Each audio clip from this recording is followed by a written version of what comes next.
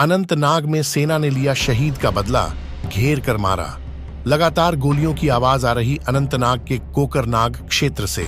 दोस्तों, पहाड़ी जंगलों के पार पहाड़ों के ऊपर से लगातार फायरिंग की जा रही है। लंबे समय से फायरिंग बंद थी तो यह सोचा जा रहा था कि आतंकवादी कहीं छिप कर बैठे पूरे इलाके को। अनंतनाग का कोकरनाग इलाका, उसे चारों तरफ से घेर लिया गया था। बीच में जंगल भी है और एक पहाड़ भी है। पहाड़ के ऊपर से फायरिंग हो रही थी। दोस्तों, आपको बता दें कि जो आतंकवादी थे उनके होने की खबर जब आर्मी और पुलिस को मिली, उसके तुरंत बाद पार्टी रवाना हुई। क्विक रिएक्शन टीम और कुछ क्विक रिएक्शन टीम जुटी है। पुलिस की टीम होती। जम्मू कश्मीर में इस तरीके से प्रोटोकॉल चलता है। पुलिस को कोई इंफॉर्मेशन मिलती है तो क्विक रिएक्शन टीम जाती थी। उसी तरीके से जो सीआरपीएफ तैनात है, जम्मू कश्मीर में उनकी क्विक एक्शन टीम होती है। तुरंत पहुंचती जगह पर खबर मिली कि लश्कर तोयबा का एक शैडो ऑर्गेनाइजेशन है जिसका नाम है द रेजिस्टेंस फ्रंट स्क्रू। खबर बता रहे, ध्यान से सुनेगा, द रेजिस्टेंट फ्रंट, जिसे टीआरएफ के नाम से जाना जाता है। ये शार्ट ऑर्गेनाइजेशन लश्कर तोयबा थी।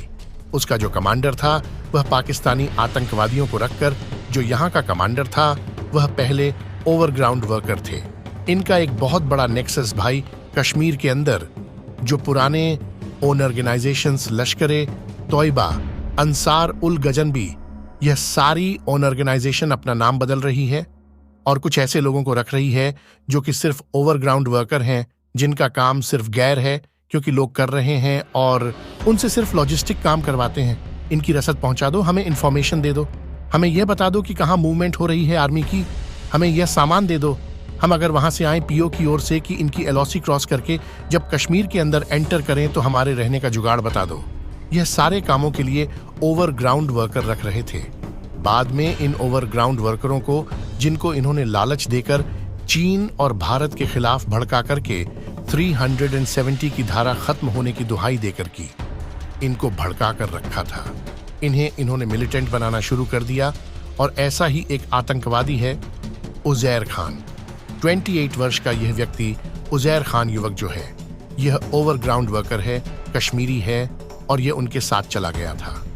अब हुआ है कि यह जो वहां पर इंफॉर्मेशन आई क्विक रिएक्शन टीम और कुछ एक्शन टीम के पास भी, जम्मू कश्मीर के अनंतनाग जिले के कोकरनाग के पास जो एशियाड और नेशनल लश्कर तोयबा का, जिसका नाम है द रजिस्टर्ड फ्रंट, इसके आतंकवादी अलार्म वन ओवरग्राउंड वर्कर वहां मौजूद हैं। लेकिन पता नहीं कैसे जो पुलिस वाले और जो आर्मी के लोग आ रहे थे, उनके आने से पहले इंफॉर्मेशन मिल गई थी। इन आतंकियों ने घात लगाए पहाड़ के ऊंचाई वाले इलाके में चढ़े। वहां से इन्होंने पोजीशन ली और जब वहां पर कर्नल मनप्रीत सिंह पहुंचे, मेजर आशीष ढौन पहुंचे, डीएसपी हुमायूं भट्ट पहुंचे, तो इन्होंने स्ट्रैटेजिकली ज्यादा डेकोरेटेड ऑफिसर्स को टारगेट बना है।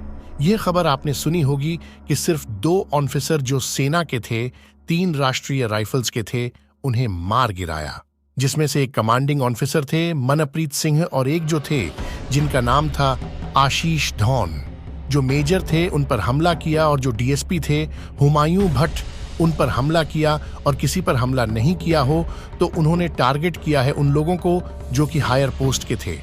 बाकायदा टारगेट किया तो आशंका जताई जा रही है कि एक आध ओवरग्राउंड वर्कर वहां और मौजूद है, जिन्होंने इंफॉर्मेशन दी है। उन आतंकियों को यहां से पार्टी रिलीज हो चुकी है तो अभी लगातार गोलियां चलने की आवाज शारिक का भी है। ऐसी खबर आ सकती है कि उजैर खान, जो कि ओवरग्राउंड वर्कर रहा है और इसी ने पाकिस्तानी आतंकियों को पनाह देकर उन्हें वहां पर पोस्ट किया था। अब दोस्तों, ये है कि चारों तरफ से इलाके को सील कर दिया गया। कभी भी खबर आ सकती है कि उजैर खान होंगे, जो पाकिस्तानी मिलिटेंट है, उन्हें मार गिराया जाए। अगर उन्हें पकड़ा जा सका तो बहुत बड़ी बात है, क्योंकि वह इंफॉर्मेशन दे सकते हैं। पर ऐसी स्थिति बनेगी ऐसा लग नहीं रहा है, क्योंकि जब इन्हें कंफर्म हो गया कि इनकी मौत हो ही जाएगी तो अभी उन्होंने इतना बड़ा डिसीजन लिया है। उन्हें मालूम था कि अब उनके पीछे जो है पुलिस, पार्टी और आर्मी जरूर आएगी। इसीलिए उन्होंने स्ट्रैटेजी के लिए, अपने गोल को अचीव करने के लिए, हाईएस्ट टारगेट को अचीव करने के लिए उन्होंने सिर्फ ऑफिसर्स को निशाना बनाया और उसके बाद फिर से जंगलों और पीछे छुपे। और अब खबर आ रही है कि वहां पर पहाड़ों के पास फायरिंग हो रही है। कभी भी खबर आ सकती है कि बचे हुए जो 2 आतंकवादी मारे गए और उनकी लाशों को ट्रैक कर लिया जाए। तो आपको बता दें, जम्मू कश्मीर के अंदर एक अलग किस्म की सिचुएशन चल रही है। इसे आप कह सकते हैं स्टेबल बट टेम्परेचर। जी हाँ दोस्तों, एक बहुत ही अजीब सी सिचुएशन है।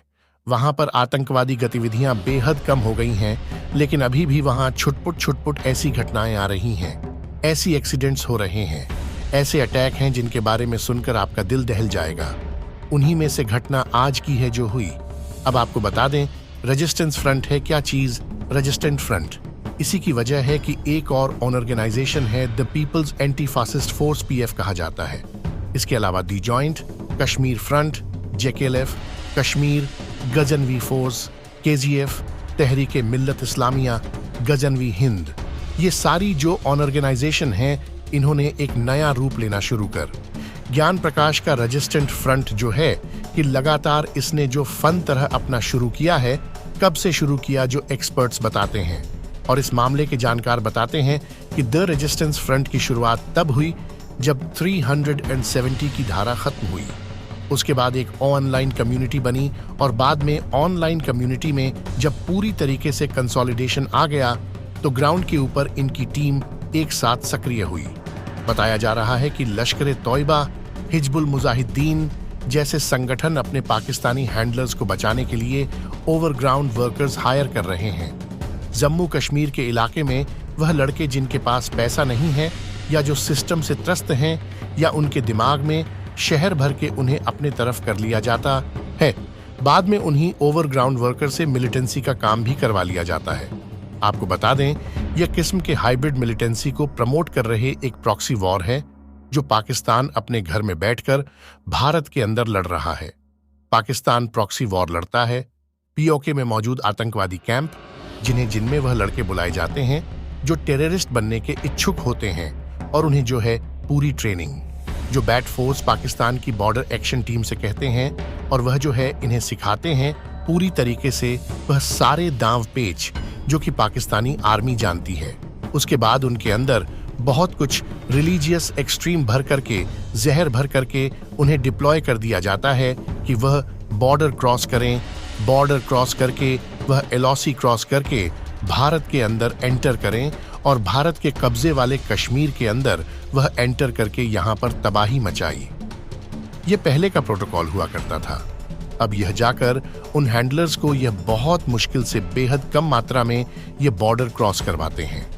ज्यादा कोशिश ये रहती कि वह हैंडलर्स पीओके में बैठे रहें और वहीं से ये जो कश्मीर के अंदर जो लड़ाके हैं उनके कांटेक्ट में आते हैं डिजिटल माध्यम से या दूसरे किसी माध्यम से, और उन्हें बरगलाकर उनके लिए काम करवाते हैं। तो जो ज्यादा मात्रा में हैंडलर्स वहां से निकलकर इधर आते थे, अब वह जो टेररिस्ट बनते थे वह हैंडलर बन रहे हैं और बॉर्डर पार से पूरी एक्टिविटी को अंजाम दे रहे, और यहाँ पर हमारे लोग हमारे खिलाफ लड़ने पर मजबूर हो रहे हैं।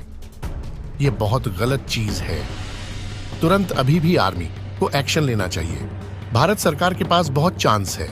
अगर अभी एक्शन लिया गया तो देखिए पीओके के अंदर जो रोष है पाकिस्तानी आर्मी के खिलाफ, आम लोगों का, पाकिस्तानी घरों के खिलाफ, जो गिलगिट बाल्टिस्तान है और पीओके के बहुत सारे इलाके हैं, पाकिस्तान के खिलाफ रोष हो, उसे भारत सरकार को इस्तेमाल करना चाहिए और सघन वॉलंटरी डायरेक्ट एक्शन लेते हुए पीओके को भारत के अंदर विलय कर लेना चाहिए।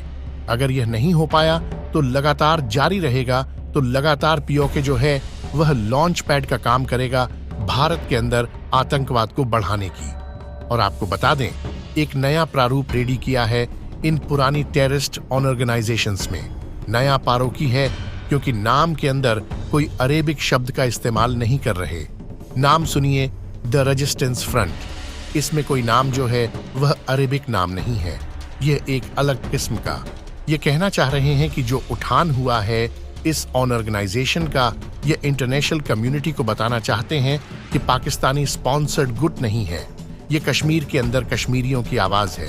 ये दिखाना चाहते हैं ये लोग, और इसीलिए इस किस्म के नाम रखे हैं और ऐसे लोग को हायर कर रहे हैं जिनका कोई क्रिमिनल ट्रैक रिकॉर्ड नहीं है, ताकि उनको ट्रैक न किया सके। और आपको बता दें दोस्तों, ये अपने सोशल मीडिया पर खुलकर चेहरे दिखाने से बचते हैं, जो कि दूसरे ट्रेस विजन करते थे, तो इससे इन्हें पकड़ना बहुत मुश्किल हो गया है।